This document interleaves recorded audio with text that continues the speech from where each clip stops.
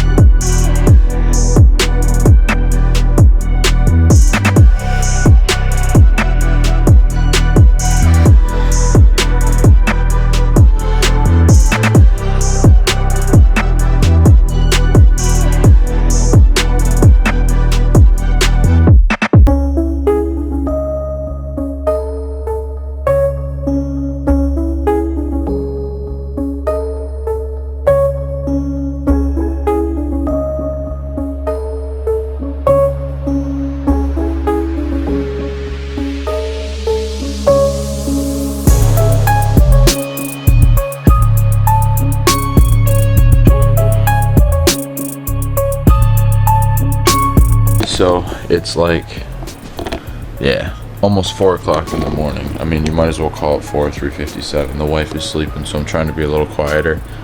So if the camera's a little too close or it sounds like a little too quiet, I'm going to try and bump up the sound in the program when I edit it. But I'm getting really tired.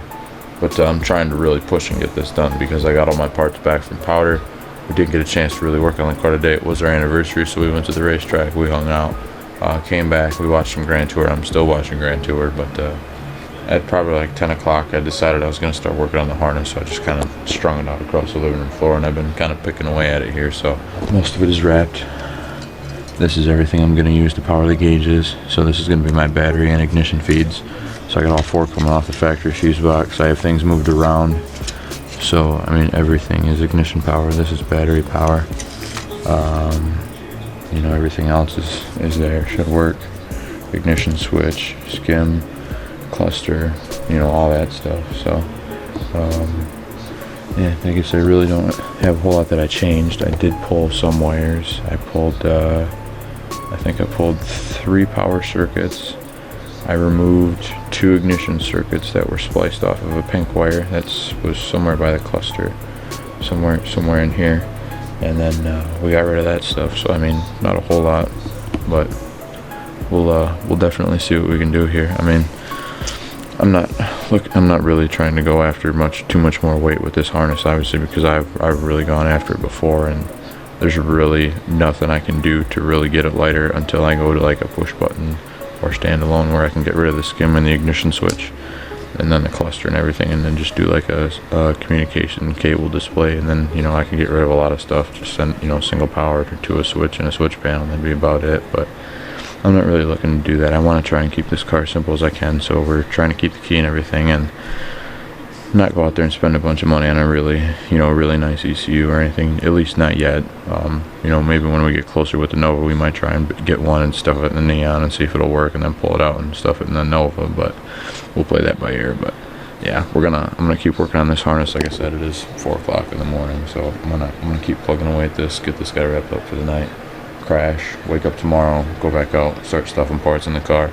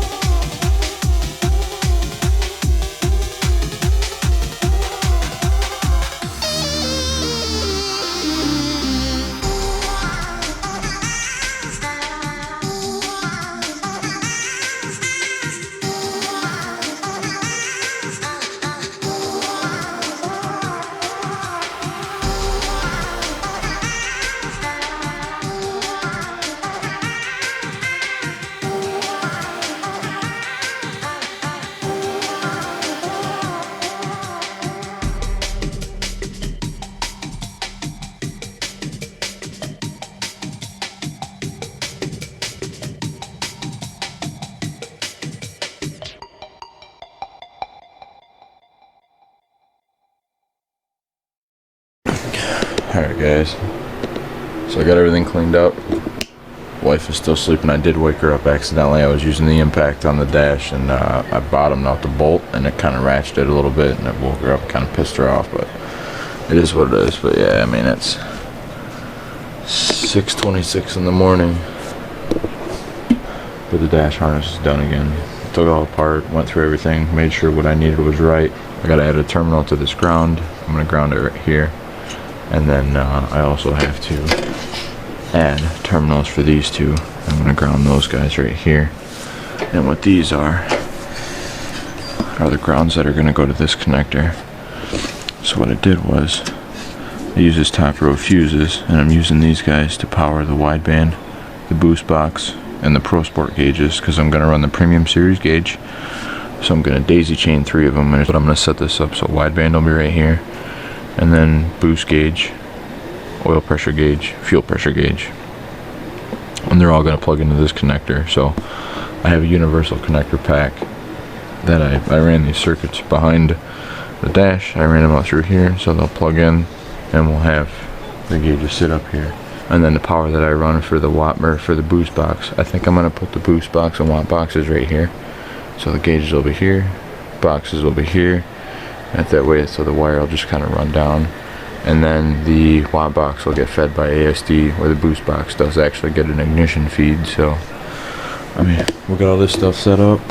I got all this cleaned up. There's no more gaudy wire sticking out of this side. It's just what loops under for the steering column. Everything has been stuffed inside the cluster. I've just been going through the dash trying to get all these little clips out, you know, just little extra stuff that we won't need, you know, like this clip here. Take that out, take these out. Not much, but they'll all add up. So like I said, it's like 6:30 in the morning. I'm gonna wash my hands. I'm gonna probably go to bed. Probably set my alarm for like 12:30, 1 o'clock or something like that, but I'm gonna set the dash off to the side. We got this guy done, so I'm gonna add those grounds tomorrow, and then I'll go ahead and bolt it back in the car, get the gauges mounted if I can, or at least get the gauges set in. Like I said, I'm crashing, guys. I'll bring you guys back in when I wake up. We'll see you in a few hours. I slept in a little bit longer than I wanted to, but I am whooped. I mean, I was up till 6:30 working on this harness, as you've seen, but I did get this setup 99% done. So thank God that I got that out of the way. And the big push for me to do that last night was I didn't have to work today, and I got all my parts back from Powder. Well, I got everything kind of cleared up in the shop. I got these parts out of my way. So now I'm gonna actually go after that clutch wire, see if I can get that taken care of. Once that clutch wire is taken care of, I'll get all these other gauge and watt box wires ran through the firewall where the wire harness goes through, as long as they'll reach without causing me any issues. And then once I get all that stuff on this side, then I'll kind of get it routed and tucked up out of the way a little bit.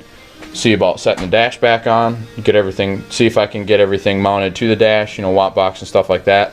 And then once the gauge pods show up, then I can get the rest of those mounted in. But for now, I can at least just set the oil pressure and fuel pressure gauges on the cluster. And that way, once I get the fuel leak fixed, I can actually just fire it up and let the gauges sit there and look at them. I mean, they don't have to be fixed. The car's not going down the road.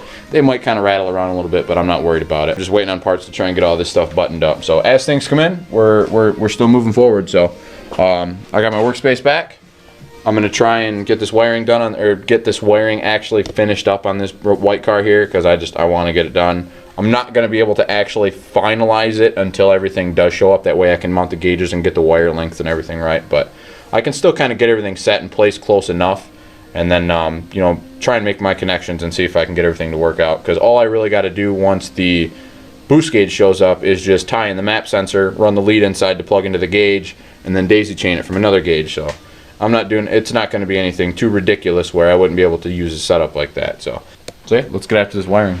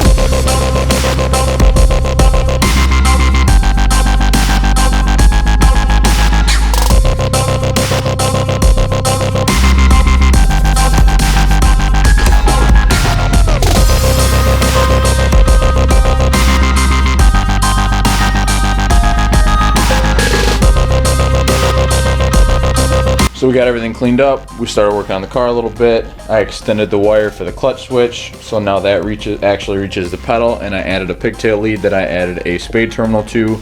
That way I can just use that to have one wire quick disconnect for the watt box and not have to deal with a whole bunch of stuff or trying to fish a wire through a D-pin connector to get that guy out, because I am trying to power most of my stuff using this wire like we did in the earlier. But I did get the cluster and everything set back in. I got most of the wiring is done actually. I got the boost boxes mounted here, watt boxes mounted on this side. Communication cables are tucked through. Most of the wiring I was able to stuff in behind the cluster here. So I mean, it kind of looks like a rat's nest inside, but you can't see it anyway. I do got to pull the wideband wire out from the steering column boot here yet. So this one is the extra, but that's where we're going to run it through. So I got the wideband lead, and then I got my 3-foot cable that comes up to the gauge.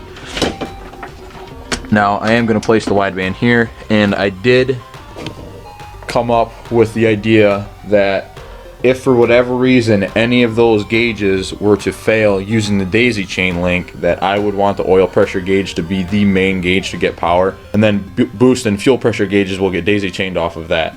So what I'm gonna do is I'm gonna put the two vitals on this side, which are the most important pieces of information that you would ever need when you're trying to data log, would be air, fuel, and oil pressure. If you don't have oil pressure, you ain't got nothing. If your air fuel's off, you ain't got nothing. I don't care how much boost you make or how much fuel pressure you got. Oil pressure and air fuel are your biggest deal. So we are gonna mount the oil pressure and wideband side by side, and then I'm gonna have the main power come out of this connector and then loop over into the oil pressure gauge, and then I'm just gonna use these daisy chain connectors, and then I'll run it over to the boost gauge and then the fuel pressure gauge. So the fuel pressure gauge will be way off to the side. That's the least important, so I want that way out of the way. But like I said, oil pressure and wideband, two biggest things I want. My view should probably be from somewhere like right here.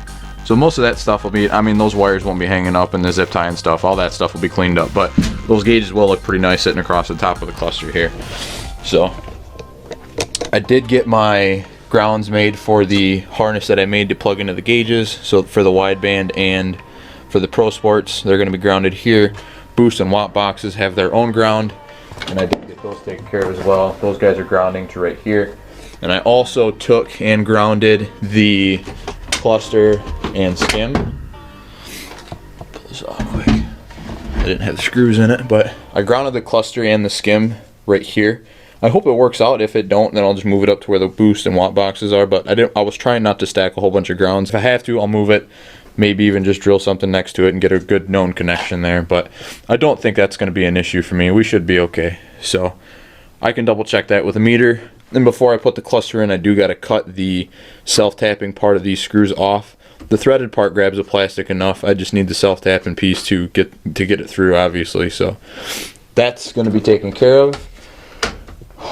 The gauge pods are supposed to be here on Tuesday. The boost gauge is supposed to be here on Tuesday. The gauge pods are supposed to be here on Wednesday.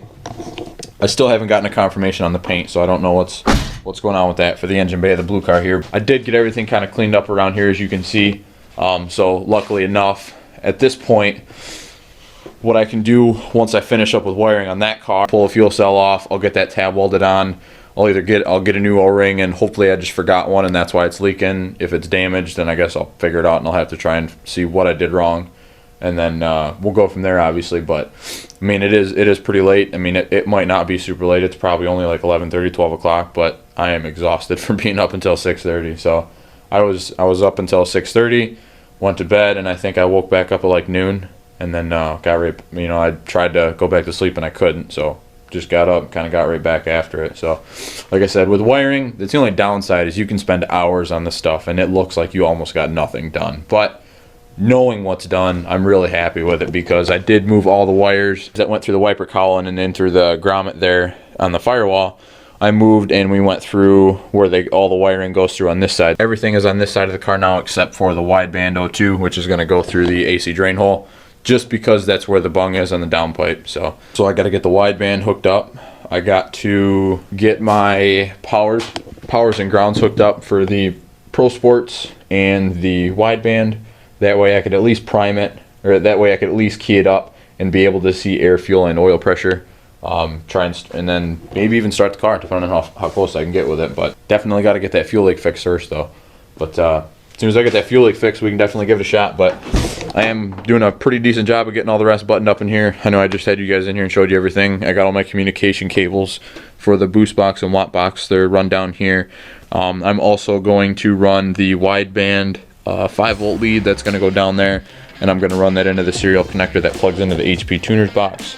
And then I did probably not the most favorable thing, the flashlight's almost dead on this, but I did a small spade connector right here for the clutch switch connector that goes into the watt box. And I'm going to do the same thing to power the boost box and the and for the SCI bus on the boost box, because I didn't take into consideration of how I was going to power this circuit here, or that I was going to power this box that had the SCI bus, and the SCI bus lead was really short on the underhood engine side of the harness. And I'll just leave those leads long, and then I'll run them down to this side, and then I will probably take the power that I was going to use for the boost box and I'll run that over as well, and we'll drop that right down. And then I'll just use a 2-wire connector. Actually, I think I got some that I could use for that.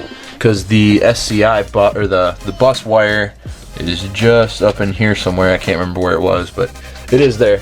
I can put a terminal on it and then lock it in a 2-wire connector, and then do the same thing with the power wire. That it take off the harness that comes off that. That way I can physically disconnect this harness and be able to pull all of that stuff without having to worry about it. Keep everything in pieces. That way I don't have to pull this to get that, or pull this to get that. Trying to make the car as easy to work on as I can. So the only hard part is going to be if I ever had to pull this once all the gauges are on it, is actually getting the 5-volt sensor leads unhooked, because they kind of suck trying to unplug them from the gauge. But if it was powers and grounds, it'd be a lot easier, which may even be the way to go. Just unhook the powers and grounds on the gauges and pull everything out. So yeah, I'm gonna wrap this one up for the day, guys. Thanks for checking us out. If you haven't already, check out our Instagram, check out our Facebook, subscribe to the channel, like the video, comment with any questions, share it to your friends. We definitely appreciate all the feedback we get, all the love we get from you guys on YouTube and Instagram and Facebook. You know, the comments definitely helps motivate. So you guys have yourself a good one. Stay safe, stay clean, and we will see you at the track. Thanks.